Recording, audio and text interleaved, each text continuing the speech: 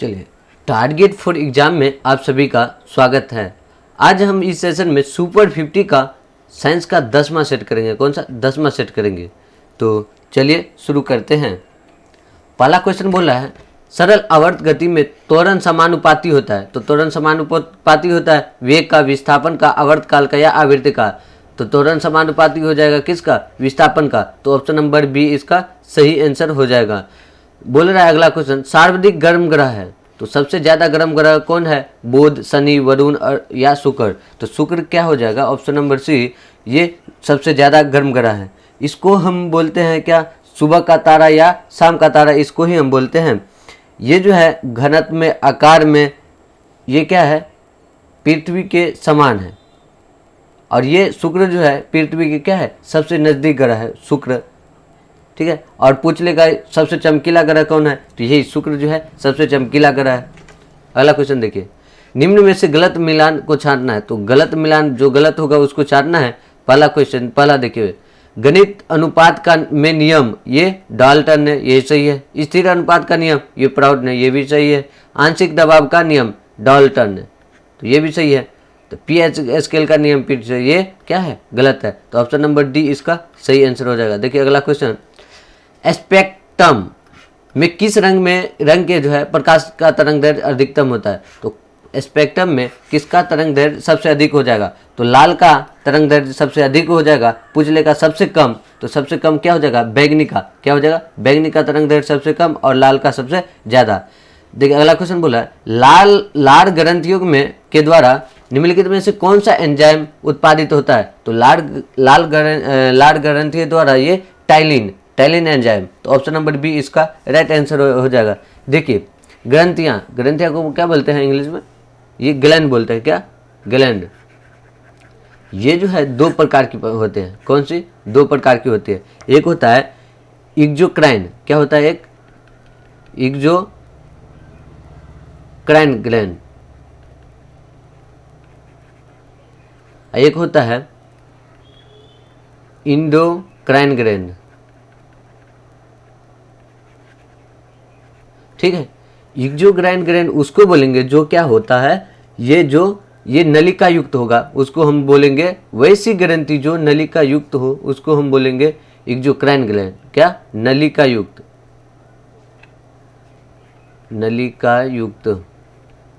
युक्त हो उसको हम बोलेंगे एक्सोक्राइन ग्लैंड। इसमें जो है सबसे बड़ी ग्लैंड जो होगा ये क्या हो जाएगा? यकृत। क्या हो जाएगा? यकृत। इसका वजन जो है 1.5 kg से 2 kg होता है। कितना? 1.5 kg से 2 kg होता है। इसमें जो है एक्सोक्राइन ग्लैंड में ये एंजाइम स्रावित होता है। क्या? एंजाइम। क्या स्रावित होता है? याद रखिएगा क्या स्रावित होता है इसमें? तो ये हो जाएगा एंजाइम स्रावित होता है। अब देखिए इंडोक्राइन वैसी ग्रंथि को बोलेंगे जो नलिका विहीन हो। क्या हो? नलिका विहीन हो, उसको हम बोलेंगे इंडोक्राइन ग्लैंड। नलिका विहीन हो उसको हम क्या बोलेंगे? इंडोक्राइन ग्लैंड बोलेंगे। इसमें जो है सबसे बड़ी ग्लैंड हो जाएगी, ये हो जाएगी थायराइड ग्लैंड। क्या हो जाएगी? थायराइड ग्लैंड हो जाएगी। इसमें सबसे, इसका वजन पूछ लेगा, इसका वजन कितना हो जाएगा? ये 9 से 10 ग्राम। कितना? 9 से 10 ग्राम इसका वजन होता है। इसमें बोल लगा कौन सा, ये इसमें क्या स्रावित होता है? ये इसमें हार्मोन स्रावित होता है। कौन सा? हार्मोन जो है इसमें स्रावित होता है। ठीक है। तो इस क्वेश्चन से इतना क्लियर हो गया, समझ गए इतना। ग्लैंड देखिए, ग्रंथि दो प्रकार की होती है। कौन से? एक्सोक्राइन ग्लैंड और इंडोक्राइन ग्लैंड। एक्सोक्राइन उसको बोलेंगे, वैसी ग्रंथि को बोलेंगे जो नलिका युक्त हो।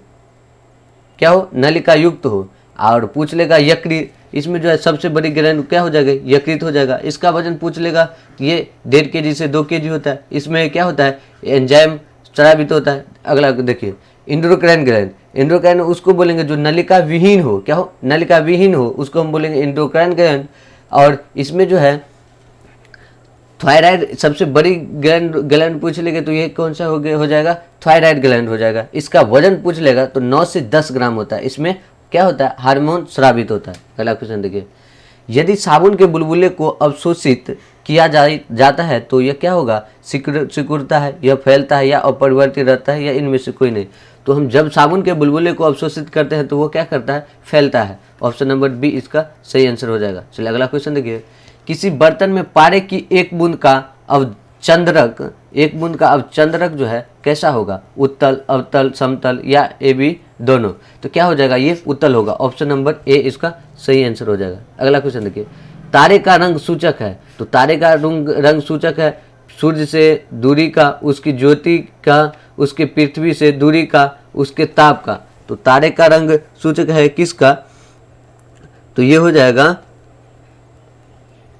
उसके ताप का। Option number D.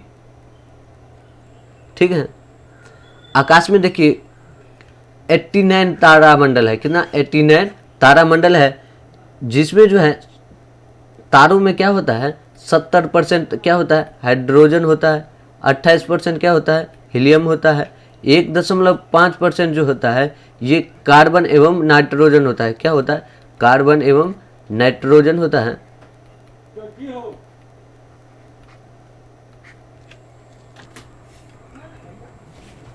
ठीक है, ये हो गया तारे का रंग का सूचक हो गया उसके ताप का। अगला क्वेश्चन देखिए, चांदी क्या है, चांदी एक चुंबकीय पदार्थ है, एक विद्युत सुचालक है, विद्युत कुचालक है, या इनमें से कोई नहीं। तो चांदी जो होता है ये क्या होता है, विद्युत का सुचालक होता है।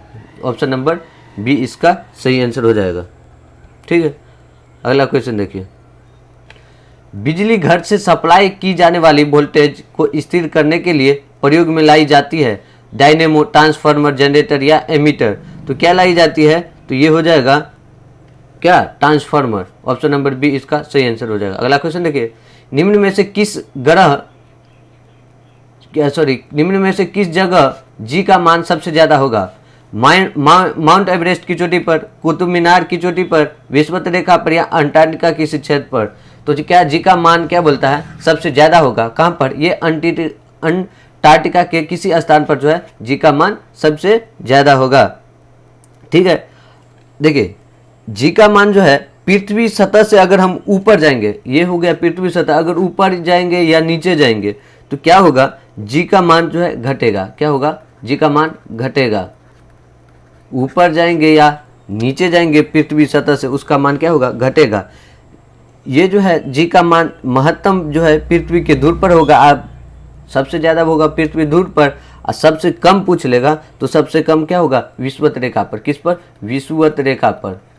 ठीक है, महत्तम हो गया ध्रुव पर और सबसे कम हो गया विषुवत रेखा पर। चलिए अगला क्वेश्चन देखिए, यदि किसी गेंद को ऊर्ध्वाधर रूप से ऊपर फेंका जाए तो गुरुत्वीय त्वरण होगा। तो क्या होगा, ये गेंद की गति की विपरीत दिशा में होगा, गेंद की गति की दिशा में होगा। जैसे जैसे गेंद नीचे आती है त्वरण में वृद्धि होगा या उच्च बिंदु पर शून्य हो जाएगा। देखिए किसी गेंद को हम ऊर्ध्वाधर से ऊपर फेंकते हैं तो गुरुत्वीय त्वरण जो होता है वो गेंद की गति के विपरीत दिशा में होता है। क्या, गेंद गति के विपरीत दिशा में होता है। तो ऑप्शन नंबर ए इसका सही आंसर हो जाएगा। ठीक है, अगला क्वेश्चन देखिए, सोडा वाटर है। तो सोडा वाटर क्या है, एक निलंबन है, एक परिक्षेपण है, एक कोलाइडर है, या एक विलयन है।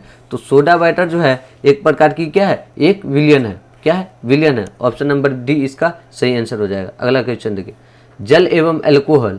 तो जल एवं एल्कोहल क्या है, पूर्णतः मिश्रणीय है, अंशतः मिश्रणीय है, या अमिश्रणीय है, या इनमें से कोई नहीं। तो जल एवं अल्कोहल जो है ये क्या है, पूर्णतः मिश्रणीय है। ठीक है, ऑप्शन नंबर ए इसका सही आंसर है। अगला क्वेश्चन देखिए, नमक किस खनिज से उत्पन्न होता है। नमक किस खनिज से उत्पन्न होता है, एजुराइट से, पाइराइट से, या हेमेटाइट से, या हेलाइट से। तो नमक जो है ये किससे होता है, तो ये हो जाएगा हेलाइट से। ऑप्शन नंबर डी इसका राइट आंसर हो जाएगा। अगला क्वेश्चन देखिए, जब इस्पात को सुर्ख लाल गर्म किया जाता है और एवं धीरे धीरे ठंडा किया जाता है तो यह प्रक्रिया क्या कहलाती है। तो यह प्रक्रिया हो जाएगा अनिलन कहलाती है। क्या, अनिलन कहलाती है। ठीक है, अगला क्वेश्चन देखिए, कौन सा उर्वरक जो है तनु सल्फ्यूरिक एसिड के साथ अमोनिया गैस संसावित करने को तैयार किया जाता है। तो कौन सा उर्वरक तनु सल्फ्यूरिक एसिड के साथ अमोनिया गैस संसावित करने को तैयार किया जाता है। तो ये basic calcium nitrate, urea, calcium ammonia nitrate, या अमोनियम सल्फेट। इसमें से क्या हो जाएगा, तो ये हो जाएगा बेसिक कैल्शियम नाइट्रेट। क्या हो जाएगा? बेसिक कैल्शियम नाइट्रेट, इसका सही आंसर हो जाएगा। अगला क्वेश्चन देखिए, 25 डिग्री पर उदासीन विलयन का पीएच मान होगा। तो 25 डिग्री पर बोल रहा है उदासीन, उदासीन कितना होता है? 7, तो ऑप्शन नंबर सी हो जाएगा।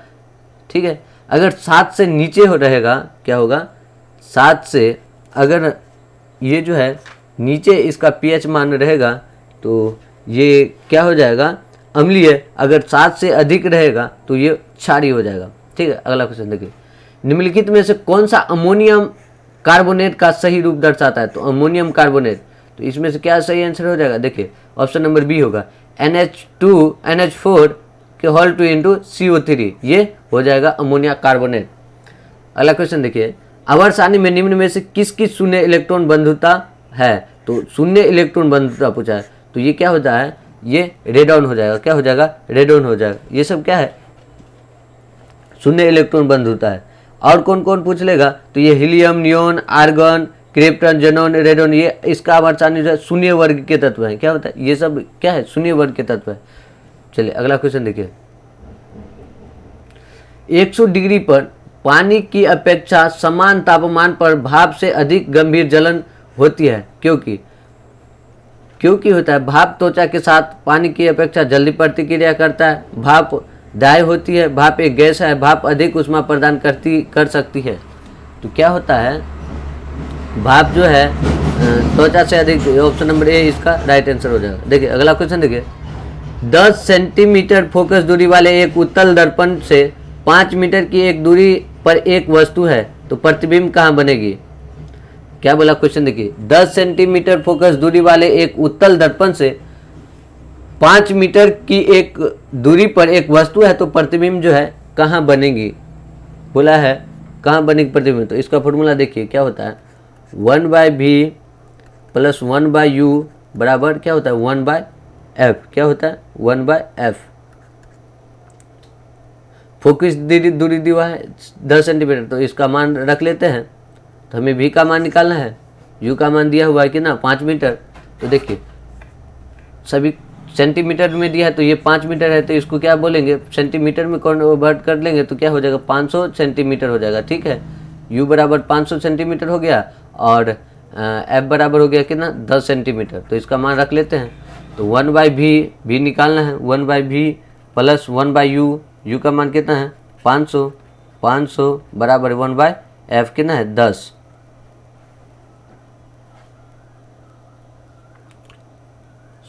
सॉरी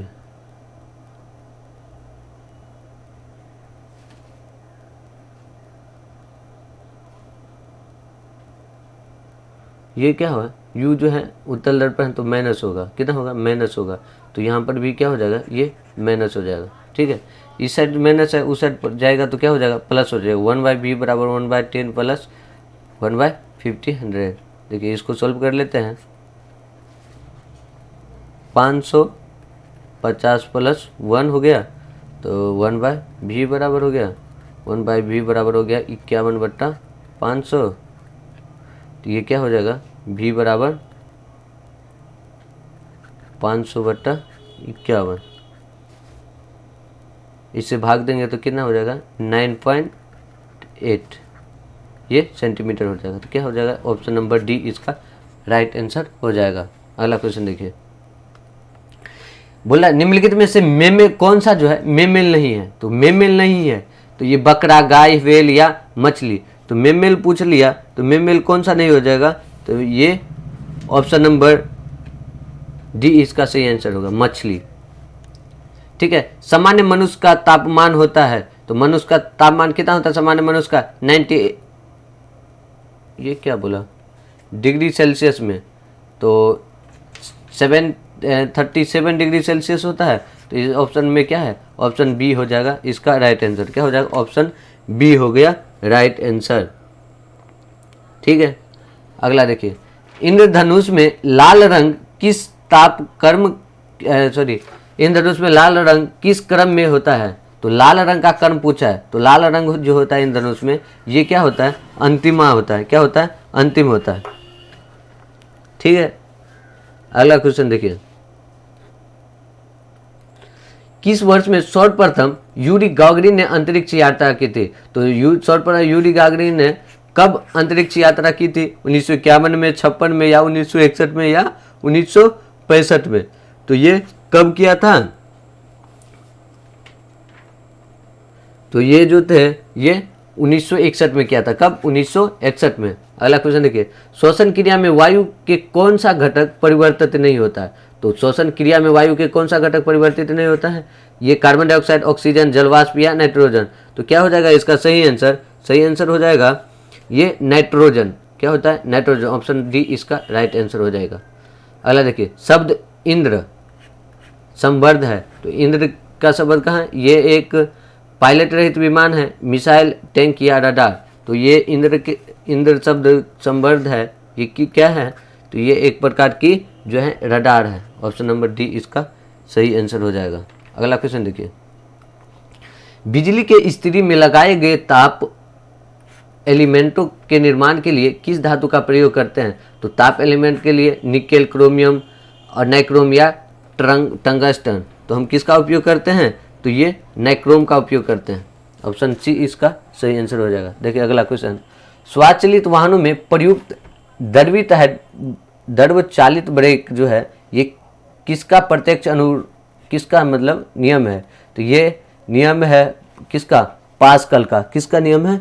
ये पास्कल का है। ऑप्शन डी इसका राइट आंसर हो जाएगा। अगला क्वेश्चन देखिए, कोलेरा बेल्सियस की खोज किसने की थी? तो कोलेरा बेल्सियस जो है इसकी खोज लुइस पास्चर ने, रोनाल्ड रॉस, रॉबर्ट कोच या जोसेफ लिस्टर? तो इसका कोलेरा बेल्सियस की खोज कौन किया था? तो ये किया था रॉबर्ट कोच ने। कौन किया था? रॉबर्ट कोच ने। अगला क्वेश्चन देखिए, कठोर जल के धात्विक घटक हैं, तो कठोर जल के धात्विक घटक कौन हो जाएगा? मैग्नीशियम और कैल्शियम। क्या हो जाएगा? मैग्नीशियम और कैल्शियम। तो इसका सही आंसर हो जाएगा ऑप्शन नंबर ए। बोला निम्नलिखित में से किस प्राणी का जीवन अवधि सबसे लंबी होती है? तो किसका जीवन अवधि सबसे लंबी हो जाएगा? हाथी, मगरमच्छ या स्वान या कछुआ? तो कछुआ का जीवन अवधि जो है सबसे क्या होते हैं? अधिक होती है। तो ऑप्शन डी इसका सही आंसर हो जाएगा। चलिए अगला क्वेश्चन देखते हैं, कौन सा प्राणी सबसे बड़ा बच्चा पैदा करता है? तो सबसे बड़ा बच्चा पैदा कौन करता है? ऊंट, सिंह, नील व्हेल या हाथी? तो हाथी जो है ऑप्शन सी ये सबसे बड़ा बच्चा पैदा करता है। अगला क्वेश्चन देखिए, दिल के दौरे का कारण? तो दिल का दौरा कब लगता है? जब हृदय की जीवाणु का आक्रमण होता है। ऑप्शन बी बोल रहा है हृदय के स्पंदन का रुक जाना। ऑप्शन सी बोल रहा है स्वयं हृदय को रक्त की आपूर्ति का अभाव, अज्ञात कारणों से हृदय के काम में बाधा। तो इसका सही आंसर क्या हो जाएगा? दिल का दौरा इसीलिए लगता है क्योंकि ये जो है हृदय का रक्त जो है वहाँ पर आपूर्ति नहीं होता है। तो ऑप्शन नंबर सी, स्वयं हृदय को रक्त की आपूर्ति का अभाव। तो हृदय को क्या हो जाता है? रक्त की आपूर्ति का अभाव हो जाता है, इसी कारण क्या होता है? दिल का दौरा पड़ता है। अगला क्वेश्चन देखिए, प्रथम आधुनिक मोटर कार का निर्माण किसने किया था? तो प्रथम आधुनिक मोटर कार का निर्माण ये कौन किया था? हेनरी फोर्ड, कार्ल वेंड, ये डेमलर या हेनरी ऑस्टियन? तो मोटर कार का आविष्कार कौन किया था? तो ये हो जाएगा ऑप्शन नंबर सी, डेमलर ने। कौन? डेमलर ने। समुद्र के ज्वार भाटा में कौन सी ऊर्जा भंडारित होती है? तो ज्वार भाटा में कौन सी ऊर्जा भंडारित रहती है? तो ये गतिज ऊर्जा। कौन ऊर्जा? गतिज ऊर्जा। ऑप्शन बी इसका सही आंसर हो जाएगा। देखिए ज्वार भाटा उत्पन्न कैसे होता है? देखिए उत्पन्न होता है जैसे सूर्य और चंद्रमा तथा पृथ्वी एक ही सरल रेखा में हो तो क्या होता है? ज्वार भाटा उत्पन्न होता है। ठीक है, इतना समझ गए। देखिए सूर्य और चंद्रमा के आकर्षण शक्ति के कारण जो होता है ये जल का स्तर, सागर में जो है जल का स्तर ऊपर उठता है तो उसे हम बोलेंगे ज्वार, और नीचे और वो जो है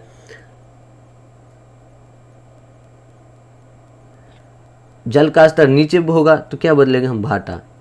ठीक है, समझ गए इतना। जब जल का ज्वार जो है,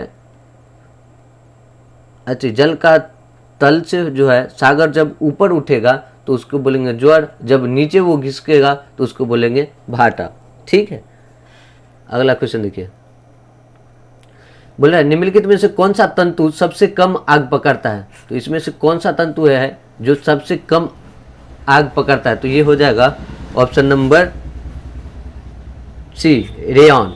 ठीक है, अगला क्वेश्चन देखिए, निम्नलिखित में से कौन सा तत्व समुद्री शैवाल से प्राप्त होता है? तो समुद्री शैवाल से प्राप्त होता है आर्गन, सल्फर, वेनेडियम या आयोडीन।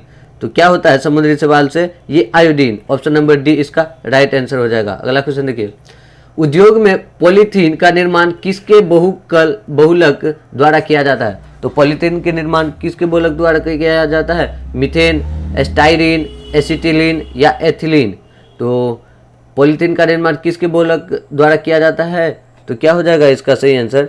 इसका सही आंसर हो जाएगा ये एथिलीन। क्या हो जाएगा? एथिलीन। ऑप्शन नंबर डी इसका सही आंसर हो जाएगा। अगला क्वेश्चन देखिए, वायुमंडल में ओजोन परत के ह्रास के लिए निम्नलिखित में से कौन सी रासायनिक द्रव्य जो है उत्तरदायी होती है? तो कौन सी द्रव्य उत्तरदायी होती है? नाइट्रस ऑक्साइड, ऑप्शन बी बोल रहा है कार्बन डाइऑक्साइड, सी क्लोरोफ्लोरोकार्बन या डी सल्फर डाइऑक्साइड।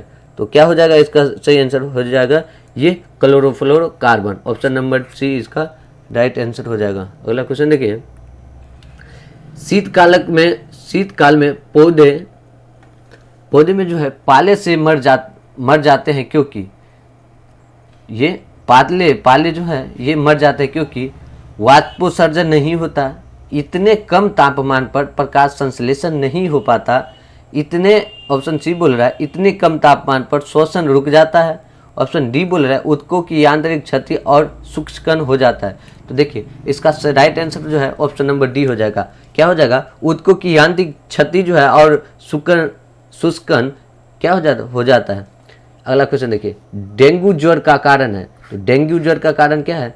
कवक है, बैक्टीरिया है, प्रोटोजोआ है या वायरस है। तो क्या हो जाएगा इसका सही आंसर? ये वायरस हो जाएगा। क्या हो जाएगा? डेंगू ज्वर का कारण क्या है? वायरस है। क्या है? वायरस है।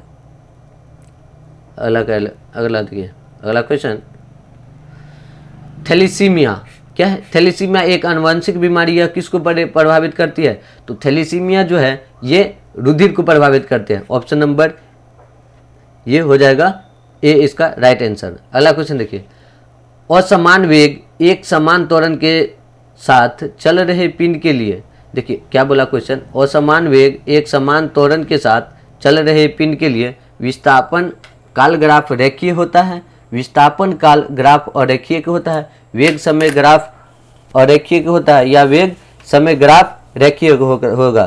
तो क्या हो जाएगा इसका सही आंसर? इसका सही आंसर हो जाएगा ऑप्शन नंबर डी, वेग समय ग्राफ क्या होगा? रेखीय होगा। क्या होगा? वेग समय ग्राफ जो है ये रेखीय होगा। ठीक है, अगला क्वेश्चन देखिए, नोबेल पुरस्कार किस विषय में नहीं दिया जाता है? नोबेल पुरस्कार किस क्षेत्र में नहीं दिया जाता है? भौतिकी, गणित, रसायन या चिकित्सा शास्त्र। तो ये गणित में जो है नोबेल पुरस्कार नहीं दिया जाता है।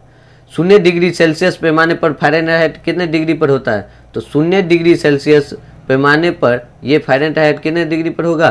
तो ये बताइए कितने डिग्री पर होगा? तो ये हो जाएगा 32 degree. 32 degree. Option number C इसका सही आंसर हो जाएगा। अगला क्वेश्चन देखिए, बार निम्नलिखित में से किसकी इकाई है? तो बार किसकी इकाई है? बल की, ऊर्जा की, दाब की या आवृत्ति की। तो क्या हो जाएगा इसका सही आंसर? इसका आंसर जो है बार इकाई है दाब की। Option number C. अगला देखिए, निम्नलिखित में से कौन सा ऊर्जा समृद्ध स्रोत है? तो कौन सा ऊर्जा का समृद्ध स्रोत है? प्रोटीन, लिपिड या विटामिन या कार्बोहाइड्रेट। तो कार्बोहाइड्रेट। ऑप्शन नंबर सी इसका सही आंसर हो जाएगा। चलिए आज का सेशन यहीं पर समाप्त करते हैं। अच्छा वीडियो लगे तो लाइक शेयर कीजिए। चलिए, थैंक यू।